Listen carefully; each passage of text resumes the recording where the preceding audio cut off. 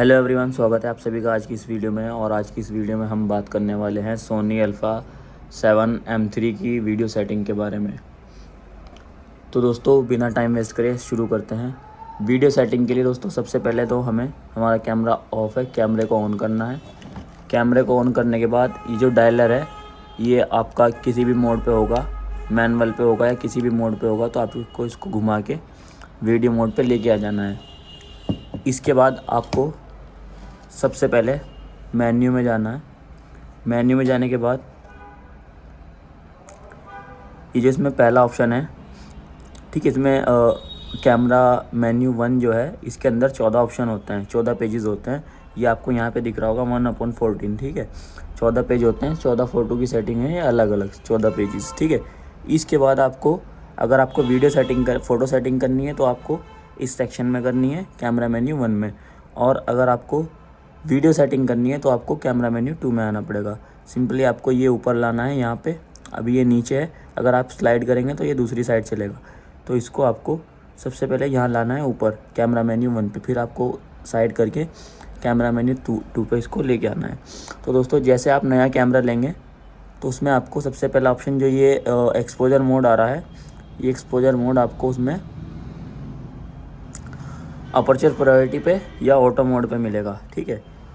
इसमें अलग अलग एक्सपोजर मोड होते हैं। सबसे पहला प्रोग्राम ऑटो मोड, ठीक है, इस पे कैमरा ऑटो मोड पे चलता है। इसमें अपर्चर तो मैनुअल रहता है, बाकी सब ऑटो पे रहता है, ठीक है। अपर्चर प्रायोरिटी में आप अपर्चर को कंट्रोल कर सकते हैं, शटर स्पीड को कंट्रोल कर सकते हैं। इसमें आईएसओ मैनुअल रहता है, ठीक है। अब आता है शटर प्रायोरिटी, इसमें शटर स्पीड को आप कंट्रोल कर सकते हैं, बाकी सब चीज़ ऑटो मोड पे रहती हैं, ठीक है। तो सिंपली हमें जो हम वेडिंग शूट कर रहे हैं या प्री वेडिंग शूट कर रहे हैं या रील्स वगैरह कुछ भी शूट कर रहे हैं तो हमें इस सेटिंग को रखना है मैनुअल एक्सपोजर पे। सबसे पहली सेटिंग आपको ये करनी है। ये अगर आप नया कैमरा ख़रीद रहे हैं तो ये ऑटो मोड पे या अपर्चर प्रायोरिटी मोड पे आपको सेटिंग बाय डिफ़ॉल्ट मिलेगी। तो कर देते हैं ओके। अब आते हैं इसकी अगली सेटिंग पे। इसके नीचे ये आपका हो गया। इसके बाद आते हैं फाइल फॉर्मेट पे। फाइल फॉर्मेट दोस्तों, आप जो वीडियो शूट कर रहे हैं, वीडियो को आपकी जो वीडियो की क्वालिटी रहने वाली है वो फाइल फॉर्मेट डिसाइड करता है। अगर आप शादी की वीडियो शूट कर रहे हैं, वेडिंग शूट कर रहे हैं, तो आपका ऑप्शन ये बीच वाला रहेगा। बीच वाले में आपकी वीडियो रहेगी HD 1080p, ठीक है। अगर आप इसको 4K कर देते हैं तो 4K में आपको 64 GB का मेमोरी कार्ड ये 15 से 18 मिनट के अंदर अंदर फुल कर देता है। इसको मैं एक बार प्री वेडिंग पे 4K करके शूट करके देख चुका हूँ। तो वैसे कोई किसी क्लाइंट को 4K कोई नहीं देता। बाई चांस अगर आप 4K शूट कर भी रहे हैं तो उसके लिए आपको 64 GB के लगभग 8 से 10 कार्ड लगने वाले हैं एक प्री वेडिंग के लिए ही, ठीक है दोस्तों। और शादी में लगभग मान के चलिए 2 TB से ज़्यादा डाटा इसमें आपको लगेगा, 2 TB से ज़्यादा मेमोरी कार्ड आपको इसमें लगेंगे अगर आप 4K में शूट करते हैं। इसके बाद बीच वाली सेटिंग है XCVC HD। ये आपकी HD वीडियो होती है, 1080p में ये वीडियो रिकॉर्ड होती है। मोस्टली फोटोग्राफर्स 99% जो वेडिंग वगैरह शूट करते हैं या प्री वेडिंग शूट करते हैं वो सबका कैमरा इसी मोड पे रहता है। मेरा भी ऑलमोस्ट इसी मोड पे कैमरा रहता है। AVC HD ये जो मोड होता है ये आपका 720p में रिकॉर्डिंग करता है, ठीक है। ये ज़्यादा थोड़ा कम साइज़ हो जाएगा। बाई चांस कभी कभी ऐसा होता है कि फ़ोटोग्राफर्स के पास स्पेस कम है और डाटा ज़्यादा शूट करना है। जैसे हम किसी शादी में और हमारे पास एक ही मेमोरी कार्ड है और हमने फेरे वगैरह सब शूट कर लिए। अब लास्ट में हमने जयमाला वगैरह सब शूट कर ली, हमें लास्ट में फेरे शूट करने हैं और हमारे पास स्पेस कम है। ये 10 मिनट की या 5 मिनट की रिकॉर्डिंग का हमें टाइम दिखा रहा है, तो इसमें हम इसको AVC HD या इमरजेंसी में, इस तरह से इमरजेंसी में किसी भी टाइम पे हम इसको सेटिंग को चेंज कर सकते हैं। फ़िलहाल मैं इसको AVC HD 1080p में बीच वाले ऑप्शन पे रहने दूंगा, ठीक है दोस्तों। अब इसके बाद आते हैं रिकॉर्डिंग सेटिंग। रिकॉर्डिंग सेटिंग में ये कितने MB/s की रिकॉर्डिंग लेगा ये आप डिसाइड करेंगे सिचुएशन के अकॉर्डिंग। जैसे मैं अभी मेरा ये परमानेंट 50 Mbps पे रहता है, 50 फ्रेम्स 50 Mbps। आप लोग इसको 25 Mbps भी रख सकते हैं। इसमें क्या होता है कि ये 25 MB/s के हिसाब से रिकॉर्ड करेगा जो आपका डाटा कंज्यूम इसमें होगा, ठीक है। इसमें 25 फ्रेम पर सेकंड भी रख सकते हैं, 50 Mbps इसमें डबल हो जाएगा। इसमें आप 16 Mbps भी रख सकते हैं। और अगर आपको स्लो मोशन शूट करना है, इसमें अगर आपको स्लो मोशन शूट करना है या फिर आपको नॉर्मल शूट करके उसके बाद में स्लो मोशन करना है तो आपको 100 फ्रेम 100 Mbps के इसका साइज़ में इसको आपको रखना पड़ेगा। और अगर आपको 4K वीडियो शूट करनी है, 4K वीडियो के लिए आपको 100p 60 Mbps पे आपको इसको रखना पड़ेगा, ठीक है, अगर आपको सिनेमैटिक शूट करना है। मोस्टली फ़ोटोग्राफर्स इसको 50 फ्रेम 50 Mbps पे ही रखते हैं, तो फ़िलहाल मैं भी इसको यहीं पे छोड़ दूँगा। इसके बाद इसमें आते हैं SNQ सेटिंग। दोस्तों SNQ सेटिंग जो होती है वो कैमरा की स्लो मोशन सेटिंग होती है। स्लो मोशन टाइम लैप्स वगैरह जो करते हैं लोग वो SNQ में ही करते हैं। चलिए इसको ओपन करते हैं। इसके बाद इसमें देखेंगे आप frame rates.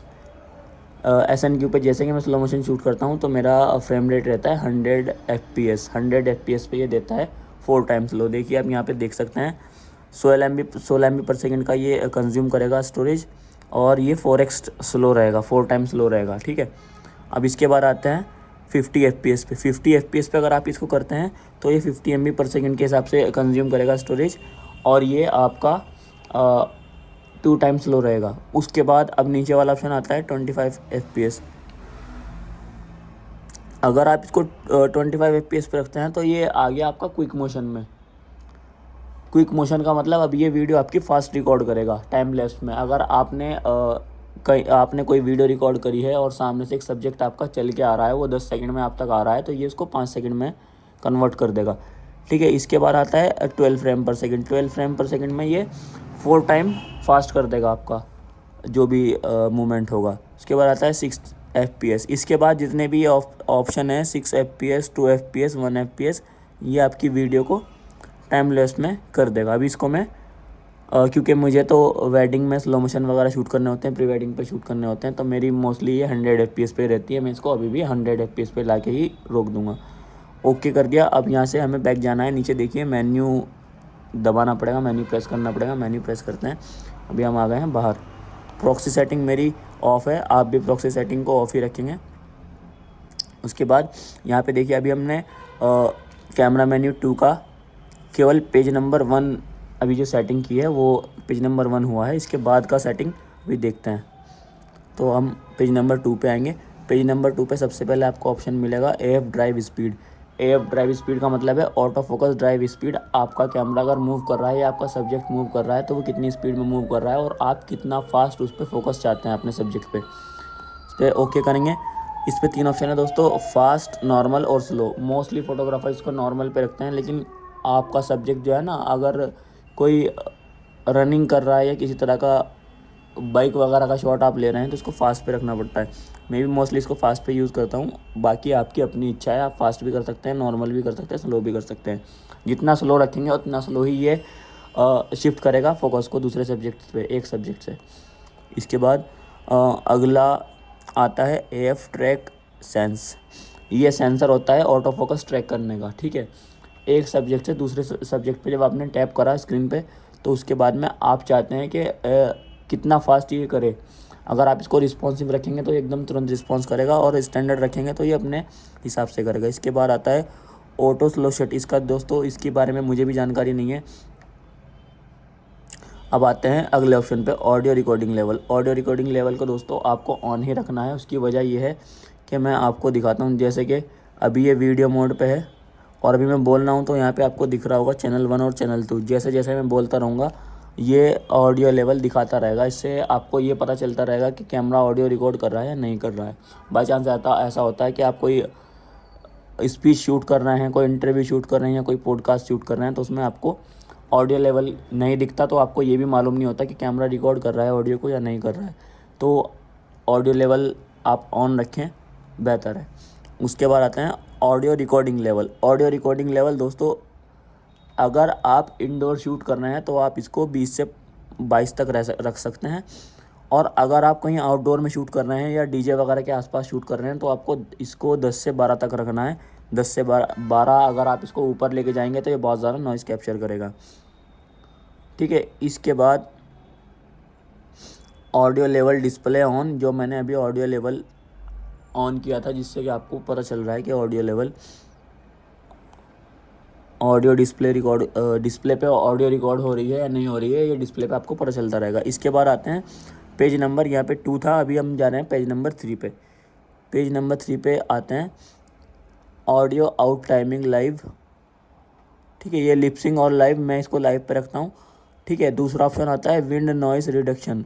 Wind noise reduction जो आपकी आवाज़ में, ठीक है, से और बे की आवाज़ आती है ना, उसको नॉइज़ को रिडक्शन करने के लिए, या पंखे की या किसी भी चीज़ की आवाज़ आपको आ रही है तो उसका नॉइज़ रिडक्शन करने के लिए ये सेटिंग होती है।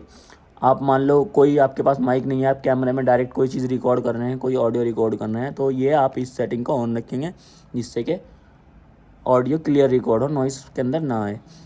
इसके बाद आता है मार्कर डिस्प्ले। मार्कर डिस्प्ले दोस्तों, मार्कर डिस्प्ले आप ऑन रख सकते हैं। इससे क्या होता है, ये ऊपर और नीचे जो दिख रहा है आपको, इस तरह की लाइन ग्रिड हो जाती है इसके अंदर, ठीक है। इसके बाद ये आती है सेटिंग। सेटिंग आप अपने हिसाब से रख सकते हैं।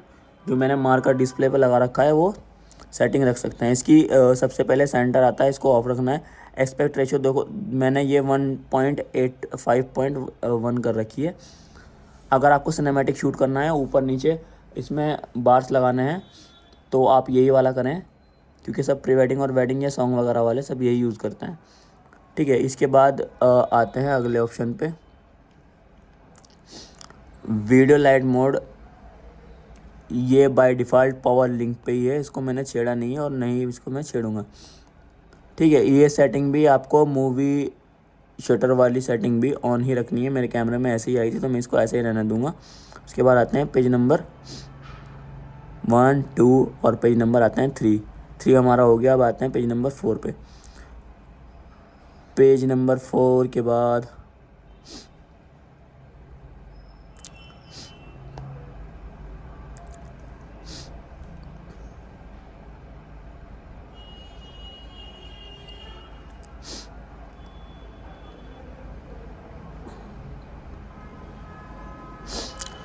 पेज नंबर 4 के बाद आते हैं दोस्तों पेज नंबर 8 पे। इसके बीच की सेटिंग जो है बाय डिफ़ॉल्ट हुई रहती है, तो आपको कुछ छेड़ने की ज़रूरत नहीं है। पेज नंबर 8 पे हम आ गए हैं। पेज नंबर 8 पे सबसे पहला ऑप्शन मिलता है हमें कस्टम की।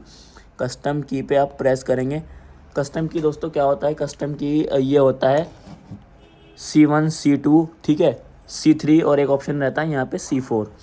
ये कस्टम की होते हैं। C बोले तो कस्टम 1, कस्टम 2, कस्टम 3 और कस्टम 4। अब इनको कस्टम की को आप अपने हिसाब से सेट कर सकते हैं।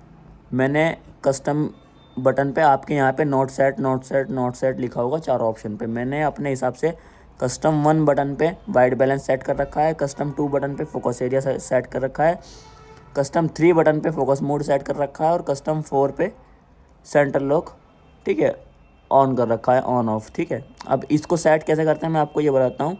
सबसे पहला ऑप्शन है मान लो कस्टम 1, आपका ये यहाँ पे नोट सेट लिखा हुआ आएगा, आपको इस पर क्लिक करना है।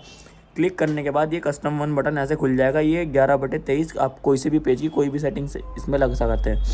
अभी मैंने वाइट बैलेंस सेट कर रखा है। अगर आपको इस पर priority set, auto white balance करना है, क्रिएटिव स्टाइल करना है, पिक्चर इफेक्ट करना है, पिक्चर प्रोफाइल करना है, तो आपको सिंपली इसको इस पर लाके और यहाँ पे ओके कर देना है। ये ऑटोमेटिक ये मेन्यू सेट हो जाएगा। अब आते हैं दूसरे नंबर पे। दूसरे नंबर पे भी यही सेटिंग आएगी। इस पर आप फोकस वगैरह कर सकते हैं और बहुत सारे ऑप्शन हैं जो आप इस पर करना चाहें वो कर सकते हैं। अब आते हैं तीसरे नंबर पे। इस पर फोकस मोड वगैरह है। चौथे नंबर पे ये I focus, auto I focus वगैरह जो है, जूम इन जूम आउट वगैरह रहते हैं, तो मैंने ये अपने अकॉर्डिंग सेट कर रखा है। आप भी इसको अपने अकॉर्डिंग कर सकते हैं। अब आते हैं इसके पेज नंबर 9 पे। मूवी बटन ऑलवेज करना है। ऑलवेज से आपका ये एक्टिवेट रहेगा। बाकी सब सेटिंग आपको जो इसमें हो रखी हैं वो वैसे ही करे रहने देनी है, ठीक है, उनको नहीं छेड़ना है। अब बात करते हैं दोस्तों, अगर आप प्री वेडिंग वगैरह शूट करने के लिए जा रहे हैं और वहाँ पे आपको एस-लॉग प्रोफाइल पे शूट करना है, तो एस-लॉग प्रोफाइल इसमें कहाँ पे आएगी, क्योंकि प्री वेडिंग वगैरह जो है वो सब रॉ फुटेज शूट करते हैं, एस-लॉग पे शूट करते हैं और घर लाके उसमें बाद में कलर ग्रेडिंग वगैरह करते हैं। तो वो प्रोफाइल, पिक्चर प्रोफाइल कहाँ से मिलेगी, सबसे पहले हमें मेन्यू पे आना है। मेन्यू पे आने के बाद यहाँ पे ऊपर आना है। ऊपर आने के बाद कैमरा मेन्यू 1 में आना है। कैमरा मेन्यू 1 में आने के बाद हमें यहाँ पे सिंपली पेज नंबर 12 पे चले जाना है। पेज नंबर 12 पे आने के बाद नीचे ऑप्शन मिलता है पिक्चर इफेक्ट। पिक्चर इफेक्ट में आप कोई सा भी पिक्चर इफेक्ट डालना चाहें वो डाल सकते हैं। इसमें वार्म और कूल टोन सब होती है, इसको हम ऑफ ही रहने देंगे और आपको भी इसमें ऑफ ही रहने देना है। ये फुटेज की माबैन कर देता है, इसमें कोई एक्स्ट्रा फ़ायदा इसका कुछ नहीं है। अब आते हैं पिक्चर प्रोफाइल पे। दोस्तों पिक्चर प्रोफाइल, इसके अंदर 10 टाइप पिक्चर प्रोफाइल होती हैं, 10 तरह की पिक्चर प्रोफाइल होती हैं। PP1, PP2, PP3, PP4, 5, 6, 7, 8, 9, 10 इस तरह करके जो सोनी M3 वगैरह होते हैं इनमें 10 टाइप पिक्चर प्रोफाइल होती हैं। जो सोनी S3 FX3 वगैरह होते हैं इसमें पिक्चर प्रोफाइल 11 होती हैं। तो सिंपली अगर हमें रॉ फुटेज शूट करनी है तो हमें यहाँ आके कोई सी भी एक पिक्चर प्रोफाइल सेलेक्ट कर सकते हैं। सेलेक्ट करने के बाद हम इसमें एंटर करेंगे। एंटर करने के बाद सबसे पहला है ब्लैक लेवल, दूसरे नंबर पे आता है गामा। गामा में हम S-Log2 या S-Log3 वगैरह कुछ भी रख सकते हैं, ठीक है। ब्लैक गामा ऐसे ही रहेगा 0 और इसमें हमें केवल सैचुरेशन +5 या +7 कर देनी है, ज़्यादा इसको नहीं बढ़ाना क्योंकि फिर कलर वगैरह शो करने लगता है और उसमें उसकी जो रॉनेस होती है वो ख़त्म हो जाती है। उसके बाद हमें क्या करना है दोस्तों, पिक्चर प्रोफाइल सेलेक्ट करने के बाद हम नॉर्मली अपना शूट कर सकते हैं। और उसको पिक्चर प्रोफाइल जब हम पिक्चर प्रोफाइल दोस्तों इसमें ऐड कर लेते हैं, पिक्चर प्रोफाइल पे काम करने लगते हैं, तो इसका जो ISO है वो 800 तक लॉक हो जाता है। आप यहाँ देख सकते हैं कि 800 से ऊपर ISO नहीं जाएगा। 800 के ऊपर आपको ये डार्क दिख रहा होगा, 800 से नीचे जितना भी है वो सब वाइट दिख रहा है और ये ब्लैक दिख रहा है 640, 500, 400। तो ISO इसमें जो है ना पिक्चर प्रोफाइल में 800 पे आके लॉक हो जाता है। 800 से नीचे ISO हम नहीं कर सकते हैं। तो दोस्तों आज की वीडियो में बस इतना ही, मिलते हैं आपको अगली वीडियो में। और अगर आपको सोनी M3 से रिलेटेड कोई भी किसी भी तरह की जानकारी, तो दोस्तों आज की वीडियो में बस इतना ही, मिलते हैं आपको अगली वीडियो में। दोस्तों अगर आपको ये जानकारी अच्छी लगी हो तो आपको चैनल को सब्सक्राइब कर लें, वीडियो को लाइक कर लें।